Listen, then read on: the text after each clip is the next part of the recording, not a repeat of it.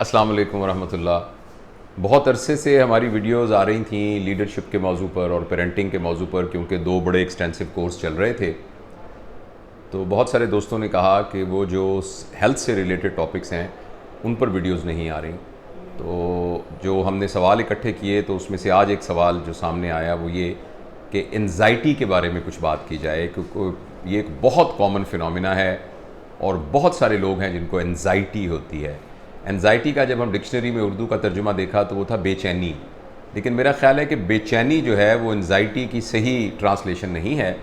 بے چینی سے ذرا بڑھ کے کوئی چیز ہے انزائٹی، اور انزائٹی ایک میڈیکل ٹرمینالوجی بھی ہے اور یہ ایک طرح کی نارمل کیفیت بھی ہے۔ فار ایگزامپل، آپ کہیں جا رہے ہیں اور اچانک ایک خونخوار جانور آپ کے اوپر حملہ کرتا ہے تو آپ کو انزائٹی ہوگی ایک دم۔ اور اسی طریقے سے آپ کا کوئی امتحان ہے، کوئی بڑا ٹیسٹ ہونے والا ہے جس میں اس بات کا اندیشہ ہے کہ اگر آپ نے اچھا پرفارم نہیں کیا تو آپ کو داخلہ نہیں ملے گا، تو آپ کو انزائٹی ہوگی۔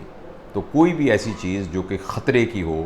اور آپ اس میں ان سیف محسوس کر رہے ہوں، تو اللہ پاک نے ہمارے جسم میں ایک نظام رکھا ہے جسے سمپیتھیٹک سسٹم کہتے ہیں،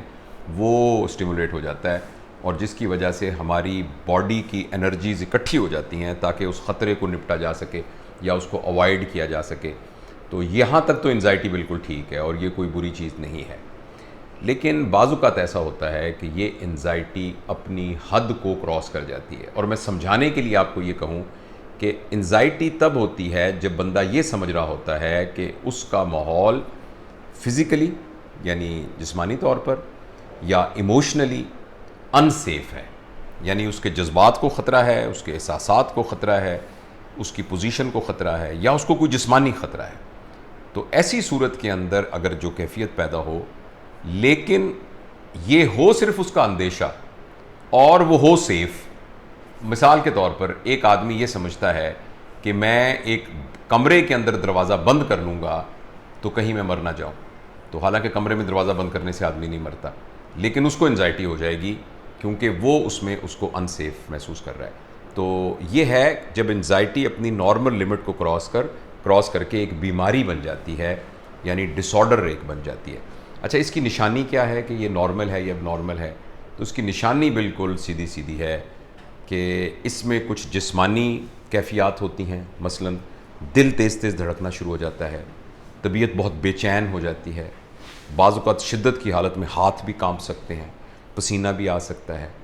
اور پینک اٹیک بھی ہو سکتا ہے جس میں آدمی جو ہے بہت ہی بدحواسی کا شکار ہو کر اور بہت ہی خوفناک پینک اٹیک کا پتہ نہیں اردو میں کیا ترجمہ ہوگا، کہ جس میں آدمی بالکل ایک گھبرا جاتا ہے، شدت سے گھبرا جاتا ہے اور اس کو دیکھنے میں محسوس ہوتا ہے کہ یہ بہت گھبرایا ہوا شخص ہے۔ تو یہ سب کچھ ہو سکتا ہے۔ دوسرا اس کا پھر آگے جب یہ مسلسل یہ کیفیت چلتی رہتی ہے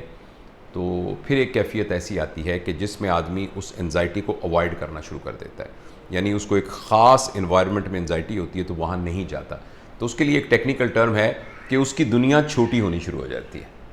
وہ پھر دوستوں کی محفلوں سے کترانا شروع ہو جاتا ہے، پھر وہ ان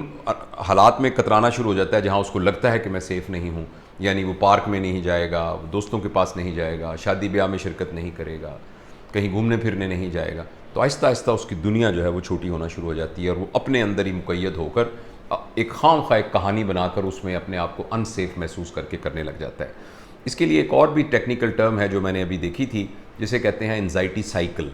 اس کا مطلب یہ ہے کہ جب بھی ایک سچویشن ایسی آتی ہے جس میں انزائٹی ہونی ہوتی ہے، اگر وہ سچویشن میں چلا جائے اور ساتھ اس کو انزائٹی ہونے لگ جائے اور پھر وہ اس سچویشن سے بچ جائے، تو اس کا دماغ اس کو یہ بتاتا ہے کہ اس سے بچنے کا یہی طریقہ ہے، لہٰذا وہ اگلی دفعہ اس کی انزائٹی اور بڑھتی جاتی ہے۔ تو وہ جتنا وہ اس کو پریکٹس کرتا جاتا ہے اس کی انزائٹی بڑھتی جاتی ہے، اور پھر جب یہ بہت زیادہ بڑھنے لگ جائے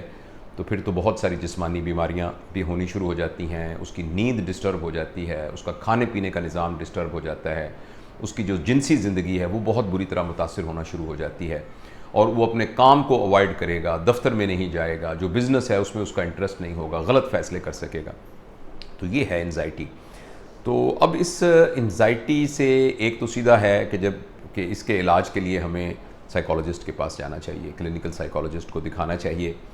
اور جب بھی ہمیں لگے کہ حالات قابو سے بڑھ گئے ہیں اور اپنے قابو سے نہیں قابو ہو رہے، تو ہمیں فوراً کلینکل سائیکالوجسٹ کو دکھانا پڑتا ہے، اور کلینکل سائیکالوجسٹ یہ فیصلہ کرے گا کہ آپ کو سائیکیٹرسٹ کے پاس جانا ہے کہ نہیں جانا، کیونکہ بعض اوقات تو آپ کو سجیشن سے سمجھانے سے بھی بات سمجھ میں آ سکتی ہے، لیکن بعض اوقات یہ ہے کہ پھر دوائیوں کی ضرورت بھی پڑ جاتی ہے۔ تو لیکن میں آپ کو کچھ تھوڑے سے البتہ گر بتاتا ہوں جو کہ انزائٹی کو